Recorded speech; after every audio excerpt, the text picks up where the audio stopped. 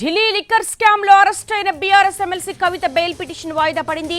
April 4వ తేదీకి విచారణను వాయిదా వేసిన రౌజ్ అవెన్యూ కోర్టు కుమారుడి పరీక్షల దృష్ట్యా బెయిల్ ఇవ్వాలని కవిత విజ్ఞప్తి చేశారు. ఏప్రిల్ 16 వరకు మధ్యంతర బెయిల్ ఇవ్వాలని కోరారు. దీనిపై కవిత తరపున లాయర్ అభిషేక్ మను సింఘ్వి వాదనలు వినిపించారు.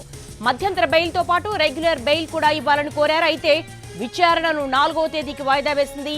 తీహార్ జైల్లో ఉన్న కవితకు ఇంటి భోజనం, బుక్స్, మెడిటేషన్ చేసుకునేందుకు జపమాల, షూ అనుమతిచ్చింది.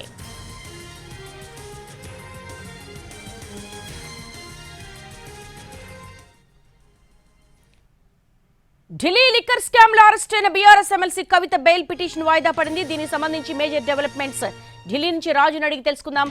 రాజు, బెయిల్ కి సంబంధించి ఎటువంటి ఆర్గ్యుమెంట్స్ కొనసాగాయి?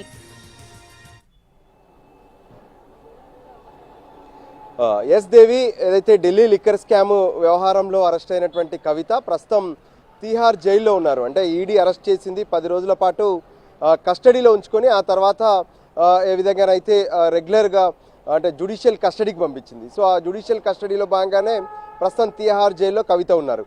అయితే ఏ రోజైతే తీహార్ జైలుకు పంపించేటటువంటి సమయంలోనే కవిత తరపున న్యాయవాదులు కవితకు సంబంధించి మధ్యంతర బెయిల్ కోసం ఆ రోజు అభ్యర్థన పెట్టుకున్నారు. తన చిన్న కొడుకు ఎవరైతే ఉన్నారో చిన్న కొడుకు ప్రస్తుతం పరీక్షలు నడుస్తున్నాయి. సో ఆ పరీక్షల సమయంలో తల్లి పక్కనే ఉండాల్సినటువంటి అవసరం ఉంది, అందుకోసం మధ్యంతర బెయిల్ ఇవ్వాలని చెప్పి కోరారు. అయితే ఆ రోజు ఆ బెయిల్కి సంబంధించినటువంటి వాదనలు కాలేదు. సో పైగా ఈరోజు అంటే ఏ విధంగానైతే ఏప్రిల్ 1వ తేదీకి బెయిల్కి సంబంధించినటువంటి మ్యాటర్ను వాయిదా వేశారు. అయితే ఈరోజు కవిత తరపున సీనియర్ కౌన్సిల్ అభిషేక్ మను సింఘ్వి వాదనలు వినిపించారు. ముఖ్యంగా అసలు ఎక్కడా కూడా ఢిల్లీ లిక్కర్ స్కామ్కి సంబంధించినటువంటి వ్యవహారంలో ఎఫ్ఐఆర్లో ఎక్కడా కూడా కవిత పేరు లేదు. అయినప్పటికీ ఆ కవిత ఎప్పుడైతే ఈడీ నోటీసులు ఇచ్చినటువంటి సమయంలో పూర్తి స్థాయిలో కవిత సహకరించారు. సో అనవసరంగా కవితను అరెస్ట్ చేశారు, ఇది కావాలనే కుట్రపూరితంగా వ్యవహరించారనే విషయాన్ని కోర్టు దృష్టికి తీసుకెళ్లారు. అంతేకాదు అరుణ్ రామచంద్ర పిల్లై కావచ్చు, బుచ్చిబాబు కావచ్చు, వీళ్ళు ఇచ్చినటువంటి స్టేట్మెంట్ల ప్రకారమే కవిత పేరు ప్రస్తావిస్తున్నామంటున్నారు. కానీ ఎప్పుడైతే అరుణ్ రామచంద్ర పిల్లై మొదట 9 స్టేట్మెంట్లలో ఎక్కడా కూడా కవిత పేరు ప్రస్తావించలేదు, 10వ స్టేట్మెంట్లో మాత్రమే కవిత పేరు ప్రస్తావించారు. కానీ ఆ తర్వాత తను చెప్పినటువంటి స్టేట్మెంట్లన్నింటినీ కూడా వెనక్కి తీసుకుంటూ ఇదే రౌజ్ అవెన్యూ కోర్టులో రిట్రాక్ట్ పిటిషన్ వేశారు. సో దాన్ని ఖచ్చితంగా పరిగణలోకి తీసుకోవాల్సినటువంటి అవసరం ఉందని చెప్పారు. అయితే మధ్యంతర బెయిల్ పైన ఈ వాదనలు కొనసాగిస్తారా, రెగ్యులర్ బెయిల్ పైన ఈ వాదనలు కొనసాగిస్తారంటే మధ్యంతర బెయిల్ కోసం వాదనలు వినిపిస్తూనే రెగ్యులర్ బెయిల్ను కూడా తాము కోరుతున్నట్లు అభిషేక్ మను సింఘ్వి ఈ సందర్భంగా స్పష్టం చేశారు.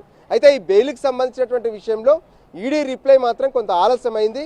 చివరి నిమిషంలో బెయిల్ కాపీని ఆ బెయిల్కి సంబంధించినటువంటి విషయంలో ఈడీ తమ రిప్లైని ఇచ్చింది. అంటే ఒక కాపీని అభిషేక్ సింఘ్వికి ఇవ్వడం జరిగింది. సో దాన్ని మొత్తం కూడా వాళ్ళు స్టడీ చేయాల్సి ఉంటుంది, అందుకోసమే తమకు సమయం కావాలని అడిగారు. అయితే రేపే దీన్ని కంటిన్యూ చేద్దాం అనుకున్నప్పటికీ కూడా అభిషేక్ సింఘ్వికి రేపు కొన్ని ఇతర కోర్టుల్లో వాదనలు ఉన్నటువంటి పరిస్థితుల్లో తను మరో డేట్ అడిగారు.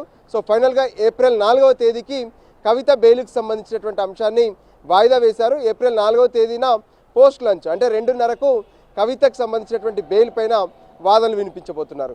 అయితే ఎప్పుడైతే జ్యుడిషియల్ రిమాండ్కు కవితను అంటే తిహార్ జైలుకు పంపించినటువంటి సమయంలో కోర్టు కొన్ని ఆర్డర్స్ ఇచ్చింది.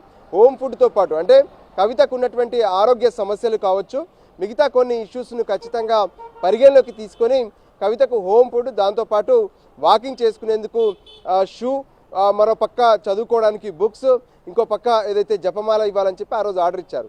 కానీ జైలుకు సంబంధించినటువంటి అధికారులు వాటిని ఏవి కూడా ఫాలో కాలేదు, జైలు రూల్స్ అలో చేయమని చెప్పి వాళ్ళు స్పష్టం చేశారు.